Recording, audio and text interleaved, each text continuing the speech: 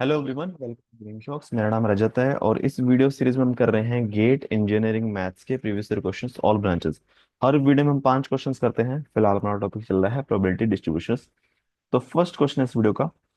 A single faced fair dice is rolled a large number of times, the mean value of the outcomes is. देखो कि large number of times, ठीक है, हमें नहीं पता but बहुत बार थ्रो किया। मीन वैल्यू क्या है, जो भी आउटकम आ रहा है, आउटकम क्या आते हैं, 1 2 3 4 5 6, ठीक है। तो अगर मैं इसका प्रोबेबिलिटी मास फंक्शन बनेगा ना, अगर देखा जाए तो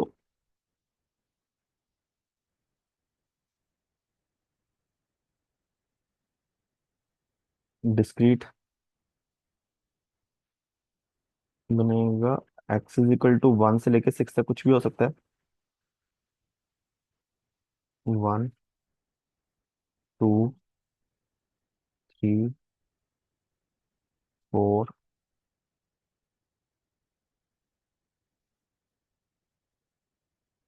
5 6, ठीक है।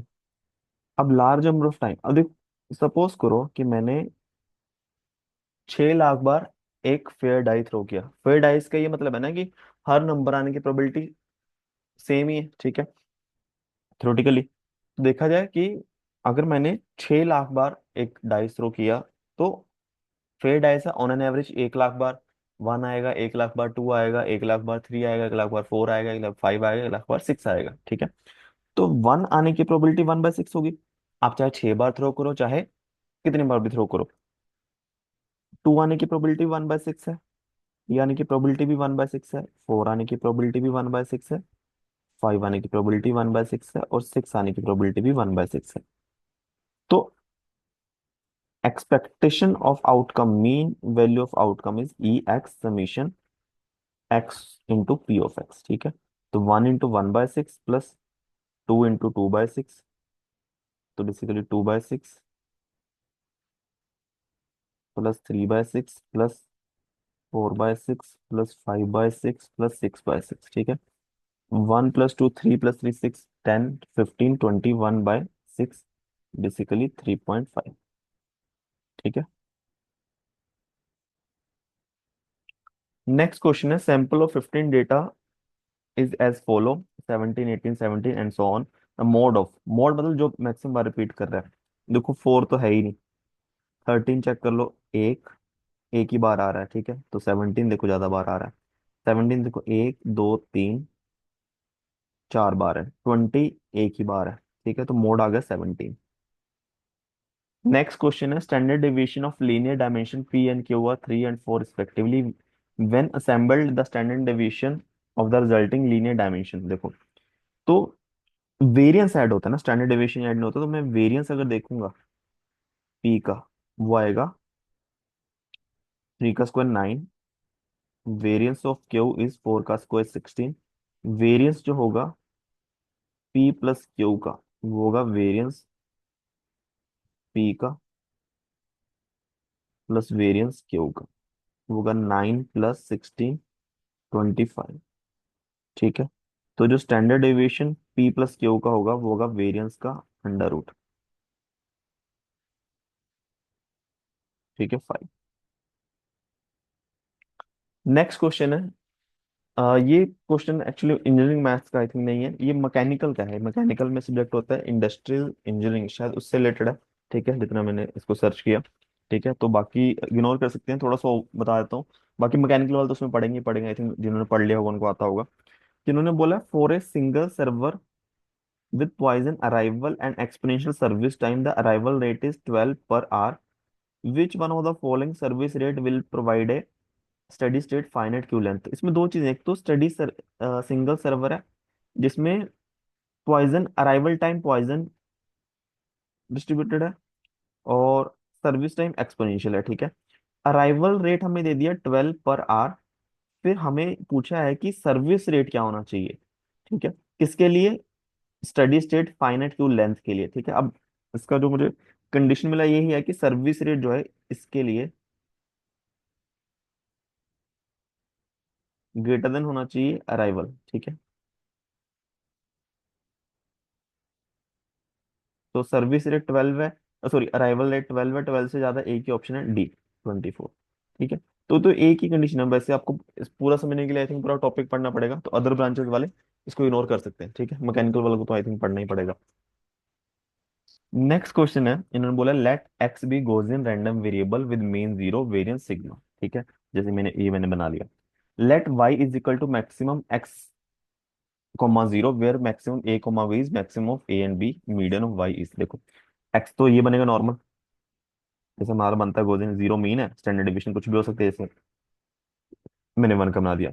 अब वाई इन्होंने बोला है किसके इक्वल है, maximum of x comma zero, ठीक है, अगर सपोज करो एक्स नेगेटिव है तो क्या होगा, maximum of x comma zero, ठीक है, एक्स नेगेटिव है, नेगेटिव और जीरो में से मैक्सिमम आएगा जीरो, ठीक है।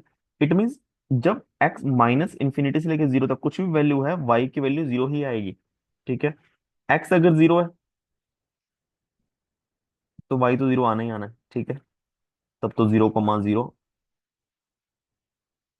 एक्स अगर पॉजिटिव है तो वाई क्या आएगा, maximum x comma zero, x positive है, जीरो से तो बड़ा ही है, मैक्सिमम है तो एक्स आ जाएगा, ठीक है। तो अगर देखा जाए जब एक्स की वैल्यू पॉजिटिव है तब वाई और एक्स सेम है, एक्स की वैल्यू अगर नेगेटिव है तो वाई की वैल्यू जीरो आएगी। अब देखो ये यहां तक तो सही बनेगा सेम, वाई मेरा, ठीक है। अब वाई देखा जाए, एक्स तो कंटिन्यूस है, वाई देखा जाए कंटिन्यूस डिस्क्रीट मिक्स है, क्योंकि एक्स जब माइनस इंफिनिटी से लेके जीरो तक होगा तब वाई की वैल्यू जीरो है, तो एक्स की वैल्यू जीरो से लेके अगर देखा जाए अगर मैं देखूँ कि क्या प्रोबेबिलिटी है कि वाई जीरो है, it means probability x less than zero है, ठीक है। एक्स लेस देन जीरो होने की प्रोबेबिलिटी क्या है, 0.5। तो देखा जाए वाई यहाँ पे डिस्क्रीट है जीरो पे, इसकी वैल्यू 0.5 है, तो इसको मुझे अगर बनाना हो,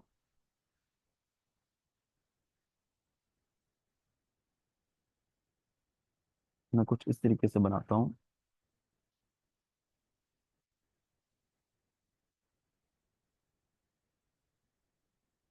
ठीक है।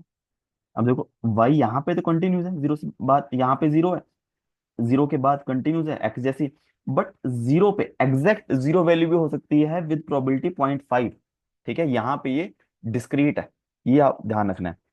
तो ये हमने वाई का प्रोबेबिलिटी डिस्ट्रीब्यूशन फंक्शन बना लिया। अब इन्होंने पूछा है मीडियन ऑफ वाई, देखो मीडियन क्या होता है, मीडियन मतलब ऐसी वैल्यू जिससे पहले की प्रोबेबिलिटी और बाद की प्रोबेबिलिटी दोनों सेम हो, ठीक है। इट मींस अगर मान लो late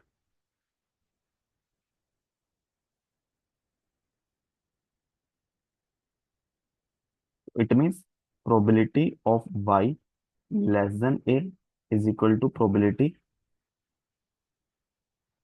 of Y greater than A, ठीक है, इक्वल टू पे लगा लो चाहे क्योंकि कंटिन्यूस ही है। अब अगर देखा जाए, मैं बोलूं कि अगर y के less than equal to zero होने की प्रोबेबिलिटी क्या 0.5 है, और वही y के ग्रेटर देन जीरो होने की प्रोबेबिलिटी क्या है, 0.5, ठीक है, क्योंकि अ, ये तो सेम ही है ना, x जैसे ही है बाद में, तो इधर का एरिया भी 0.5 है, इधर का भी 0.5 है, तो देखा जाए ये वाला भी 0.5 होगा, ठीक है।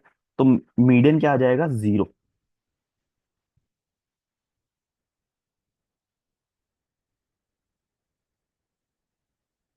ठीक है, कि जीरो, जीरो या फिर जीरो से कम होने की प्रोबेबिलिटी 0.5 होगी, जीरो से ज्यादा होने की प्रोबेबिलिटी 0.5 होगी। अब यहाँ पे हम दोनों जगह जीरो इंक्लूड नहीं करेंगे, क्योंकि जीरो पे हमारे पास एक वैल्यू है, प्रोबेबिलिटी है ना, कंटिन्यूस में आप कुछ भी करते रहो, जीरो को इंक्लूड करो चाहे ना करो एक ही बात है, ठीक है। तो इसी के साथ 5 क्वेश्चन हमारे खत्म होते हैं इस वीडियो के। किसी भी क्वेश्चन में डाउट हो नीचे कमेंट कर सकते हो, और वीडियोस को सीखा हो प्लीज वीडियो को लाइक करना, चैनल को सब्सक्राइब कर देना। Thank you so much.